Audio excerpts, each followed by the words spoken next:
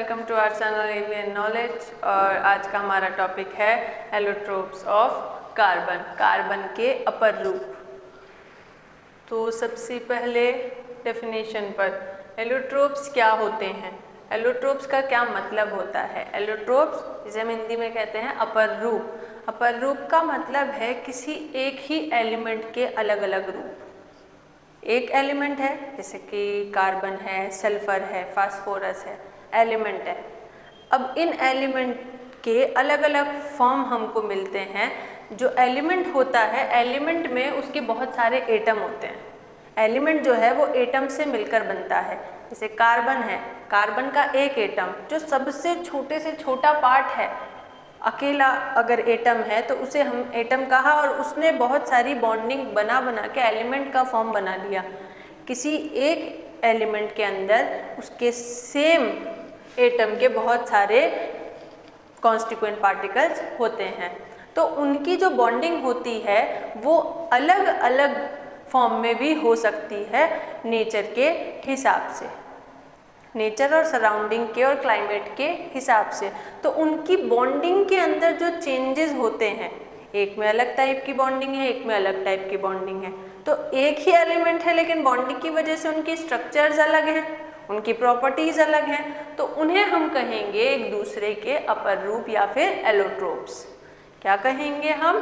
To और more form of any element which have different in properties are called as allotropes. अगर element की दो या दो से ज़्यादा फॉर्म मिल रही है आपको बॉन्डिंग चेंज होने की वजह से, तो उनकी प्रॉपर्टी इस वजह से डिफरेंट होगी, और ये bonding, shape, melting point, boiling point, ये सब प्रॉपर्टीज़ उसके अंदर आ जाएगी। जितनी भी फिजिकल और केमिकल प्रॉपर्टीज़ आपने स्टडी करी है वो सब उसके अंदर आ जाएगी। प्रॉपर्टी डिफरेंट होती है, और तो जो वो कंपाउंड्स हैं, वो अलग अलग जो फॉर्म्स हैं, जो एलिमेंट्स के अलग अलग फॉर्म्स हैं, उन्हें हम कहेंगे एलोट्रोप्स।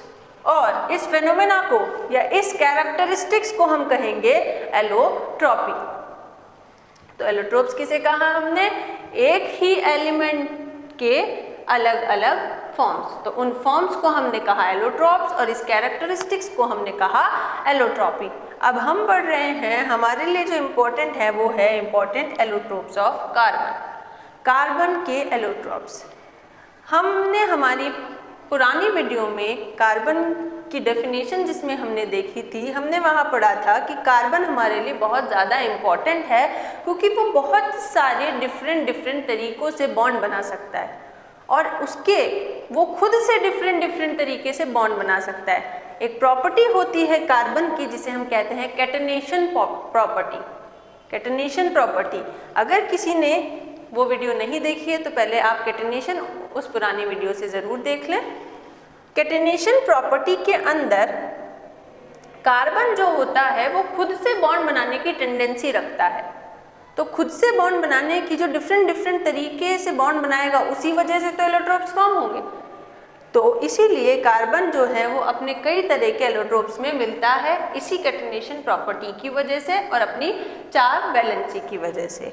तो कार्बन के दो तरह के एलोट्रोप्स होते हैं, एक तो होते हैं नॉन क्रिस्टलाइन और एक होते हैं क्रिस्टलाइन। तो अब क्रिस्टलाइन किसे कहते हैं और नॉन क्रिस्टलाइन किसे कहते हैं? तो क्रिस्टलाइन का जो मतलब है, क्रिस्टलाइन का मतलब होता है ऐसे कंपाउंड या ऐसे एलिमेंट जिनकी ज्योमेट्री रेगुलर हो, रेगुलर ज्योमेट्री हो, मतलब बिल्कुल सिस्टमैटिक मैनर में। जो पैटर्न इधर चल रहा है वही पैटर्न उधर भी चलेगा, एकदम सिस्टमैटिकली जुड़ते हुए आ रहे हैं, ए बी से बी ए से, फिर ए बी से, फिर बी ए से। तो ये सिस्टमैटिक पैटर्न चलता हुआ आ रहा है, कुछ भी चेंज नहीं है। अगर जैसे कि समझो, जैसे कि आपका ए है, ये ए ने 4 बॉन्डिंग की और ये 4 बॉन्डिंग करके ए से इस तरह से जुड़ गया। अब ये ए भी आप आगे जाके इसी तरह से 4 बॉन्डिंग करेगा और जुड़ता जाएगा, तो सिस्टमैटिक मैनर हो गया। इस तरह की अगर रेगुलर ज्योमेट्री होती है तो उसे हम कहते हैं क्रिस्टलाइन। क्रिस्टलाइन, उस चीज़ को हम क्या कहते हैं? क्रिस्टलाइन। नॉन क्रिस्टलाइन किसे कहेंगे? अगर ज्योमेट्री कैसी होगी? इर्रेगुलर। इर्रेगुलर ज्योमेट्री का मतलब है, जैसे हमने यहाँ पे एकदम सिस्टमैटिक मैनर किया था, यहाँ पे इस तरह का मैनर हो गया, ए इधर है। अब जो ये ए जुड़ेगा, जरूरी नहीं है कैसे जुड़ेगा, हमको नहीं पता, कैसे भी जुड़ सकता है। इर्रेगुलर ज्योमेट्री हो गई, यहाँ पे रेगुलर ज्योमेट्री है, यहाँ पे इर्रेगुलर ज्योमेट्री है। इर्रेगुलर ज्योमेट्री जिनकी होगी उन चीज़ों को हम नॉन क्रिस्टलाइन बोलते हैं, जिनकी होगी रेगुलर उन्हें हम क्रिस्टलाइन बोलते हैं। यहाँ पे एक सिमेट्री दिख रही है हमको, अगर मैं इसे बीच से कट कर रही हूँ तो दोनों शेप सेम है, यहाँ कट करूँगी यहाँ दोनों शेप सेम नहीं आएगी, तो इसे हम कहते हैं क्रिस्टलाइन और नॉन क्रिस्टलाइन। अब आ जाते हैं वापस हमारे टॉपिक पर। हम पढ़ रहे थे एलोट्रोप्स ऑफ कार्बन। दो तरह के एलोट्रोप्स होते हैं, नॉन क्रिस्टलाइन और क्रिस्टलाइन। क्रिस्टलाइन जिनकी रेगुलर ज्योमेट्री होती है। हमारे लिए जो इम्पोर्टेंट है सबसे ज़्यादा वो यही है, crystalline. Crystalline allotropes, crystalline allotropes में तीन हमारे पास एलोट्रोप्स हैं, डायमंड, ग्रेफाइट एंड फुलरीन, जो हमको पढ़ने हैं। Diamond, graphite and fullerene. Non crystalline में कौन कौन से हो सकते हैं? Carbon black, coal, coke, wood charcoal, animal charcoal and gas carbon. ये सभी कार्बन के अलग अलग बॉन्डिंग की वजह से पाए जाने वाले अलग अलग फॉर्म्स है कार्बन के, लेकिन ये है किस फॉर्म में? नॉन क्रिस्टलाइन फॉर्म में। बॉन्डिंग रेगुलर नहीं है, डिस्टर्ब्ड है, मतलब इधर उधर रैंडम बॉन्डिंग है, लेकिन यहाँ पे एग्जैक्ट बॉन्डिंग है, ये कभी चेंज नहीं हो रही है बॉन्डिंग। इनके बिटवीन का बॉन्ड एंगल सेम है, इनकी ज्योमेट्री सेम है, एक ही तरह के दिखेंगे, इनकी ज्योमेट्री हमारी फिक्स नहीं है, इर्रेगुलर है। तो इसे कहा हमने क्रिस्टलाइन और इसे कहा हमने नॉन क्रिस्टलाइन। हम इर्रेगुलर ज्योमेट्री वाले जो पॉइंट्स है अभी हमारे ऑर्गेनिक केमिस्ट्री में जो हमारे लिए इम्पॉर्टेंट हो जाते हैं, वो हमारे ये तीन एलोट्रोप्स पढ़ना इम्पॉर्टेंट है जो क्रिस्टलाइन है। तो इनकी स्ट्रक्चर और इनकी प्रॉपर्टीज़ के बारे में हम डिटेल से देखें। इसके बाद हम डिटेल से देखते हैं क्रिस्टलाइन जो एलोट्रोप्स हैं कार्बन के, उनको तीन हमने देखे, diamond, graphite and fullerene. Diamond, graphite और फुलरीन के अंदर सबसे पहले है डायमंड। डायमंड की जो स्ट्रक्चर होती है वो होती है tetrahedral structure, 3 dimensional tetrahedral structure. जैसे कि दिख रही है, हर एक डायमंड का जो कार्बन है वो कार्बन 4 दूसरे एलिमेंट से अटैच रहता है, और वो कार्बन के दूसरे एलिमेंट से जब अटैच रहता है तो वो एक दूसरे से मिलकर हेक्सागन्स बनाते हुए इस तरह की पूरी टेट्राहेड्रल स्ट्रक्चर का फॉर्मेशन करते हैं, जिनके बीच का जो बॉन्ड एंगल होता है वो वही एंगल होता है जो कार्बन के अंदर हमने देखा था 109 डिग्री 28 मिनट्स का, और जो बॉन्ड लेंथ होती है वो इसकी होती है 1.54 एंगस्ट्रॉम। एंगस्ट्रॉम का मतलब होता है 10⁻⁻10 मीटर। मतलब हम कितने भाग कर लें 1 मीटर के? हम 1 मीटर के इतने भाग कर लें, 10⁻10 भाग कर लें, इतना पार्ट उसका होता है मीटर का एंगस्ट्रॉम।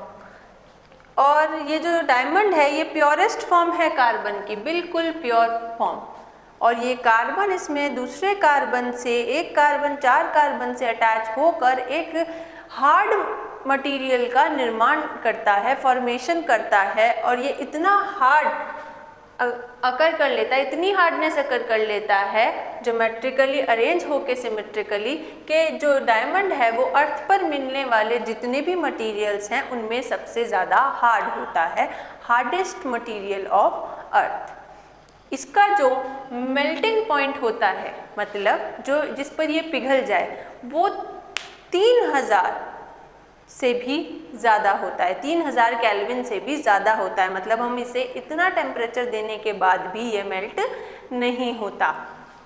तो डायमंड के अंदर जो बॉन्डिंग है वो बहुत ही ज़्यादा स्ट्रॉन्ग होती है, क्योंकि एक कार्बन 4 कार्बन से अटैच हो के बहुत बड़ी नेटवर्क लाइक स्ट्रक्चर बना लेता है, और इसे हम नेटवर्क सॉलिड भी कहते हैं, और ये हार्डेस्ट मटेरियल में कन्वर्ट हो जाता है। 3 डायमेंशन स्ट्रक्चर होती है जिसमें कार्बन 4 कार्बन से अटैच होता है। कार्बन कार्बन की जो बॉन्ड लेंथ है इसमें 1.54 एंगस्ट्रॉम है। एंगस्ट्रॉम का मतलब 10⁻⁻10 मीटर।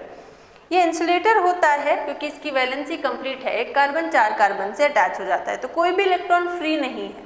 तो कोई भी इलेक्ट्रॉन फ्री नहीं है तो ये नॉन कंडक्टर होता है, इलेक्ट्रिसिटी को फ्लो नहीं होने देता खुद में से, इंसुलेटर है, नॉन कंडक्टर है। अब ये यूज़ कहाँ आता है? तो ये यूज़ आता है आपका डायमंड का जो यूज़ है वो कटिंग ऑफ स्टोन्स में आ सकता है, इसके अलावा ऑर्नामेंट्स में आ सकता है। कई सारे जो स्टोन्स हैं उन्हें हम कट करते हैं, उनके अंदर हम डायमंड को यूज़ करते हैं क्योंकि हार्ड मटेरियल। और इसके अलावा ये यूज़ कहाँ पर आता है, ये यूज़ आता है ऑर्नामेंट्स में। जो ऑर्नामेंट्स हम पहनते हैं, रिंग हो गई, नेकलेस, ईयररिंग्स, उनके अंदर हम इसे यूज़ करते हैं। तो ये है डायमंड। इसके बाद चलते हैं ग्रेफाइट की तरफ। तो ग्रेफाइट थोड़ा अपोजिट है डायमंड से। ग्रेफाइट सॉफ्ट होता है और ग्रे कलर का होता है। डायमंड जो होता है वो ट्रांसपेरेंट होता है, ट्रांसपेरेंट है, कलर नहीं है, लेकिन जब उसके अंदर लाइट एंटर करती है तो उसके अंदर रिफ्लेक्शन के इफेक्ट से वो चमकता हुआ हमको दिखाई देता है। लेकिन जो ग्रेफाइट है वो ग्रे कलर का होता है और सॉफ्ट मटेरियल होता है। ग्रेफाइट में एक कार्बन 3 कार्बन से अटैच होकर लेयर्स की तरह, जिस तरह से डायग्राम में दिख रही है आपको, लेयर्स की तरह स्ट्रक्चर बना लेता है और एक हेक्सागन बनाता है। हेक्सागन बनाते हुए एक लेयर बनाता है, फिर उसी तरह से दूसरी लेयर, फिर तीसरी लेयर, इस तरह की स्ट्रक्चर होती है। ये लेयर्स आपस में स्लिप होती हैं, इसलिए ये स्लिपरी मटेरियल है। तो स्लिप किस वजह से होती है? क्योंकि इनके बीच में वीक बॉन्डिंग होती है, मॉलिक्यूलर बॉन्डिंग होती है, जैसे कि लंदन फोर्स। तो उसकी वजह से ये वीक बॉन्डिंग में फ्लक्चुएशन आता है और ये एक दूसरे के ऊपर स्लिप करती हैं। तो ये स्लिपरी मटेरियल है, जिसकी वजह से ग्रेफाइट का जो यूज़ है वो ल्यूब्रिकेंट्स के अंदर किया जाता है। लेयर स्ट्रक्चर है, हर एक हेक्सागोनल बना रहा है। इन दोनों लेयर्स के बीच की जो डिस्टेंस होती है वो 340 पिकोमीटर या 3.40 एंगस्ट्रॉम के बराबर होती है। पिकोमीटर का मतलब होता है 10 की पावर 12 मीटर और एंगस्ट्रॉम का मतलब होता है आपका 10 की पावर -10 मीटर। तो यहाँ हमने पिकोमीटर की फॉर्म में लिखा है, आप इसी को एंगस्ट्रॉम में भी कन्वर्ट कर सकते हो। ये है 141.5 पिकोमीटर। तो इसकी बॉन्ड लेंथ तो हो गई 141 और इसकी जो डिस्टेंस है वो हो गई 340 पिकोमीटर। ग्रे कलर का होता है, स्लिपरी होता है और ल्यूब्रिकेटेड होता है। ल्यूब्रिकेशन की फॉर्म में यूज़ करते हैं। शाइनी मटेरियल है, कंडक्टर होता है। क्यों? क्योंकि मैंने कहा एक कार्बन 3 कार्बन से अटैच होकर हेक्सागोनल स्ट्रक्चर बनाता है। एक कार्बन 3 से अटैच होता है, 3 से अटैच होगा तो चौथी वैलेंसी फ्री रहेगी, फोर्थ वैलेंसी फ्री रहेगी, वो एक्स्ट्रा कंडक्टिविटी के लिए रिस्पॉन्सिबल होगी।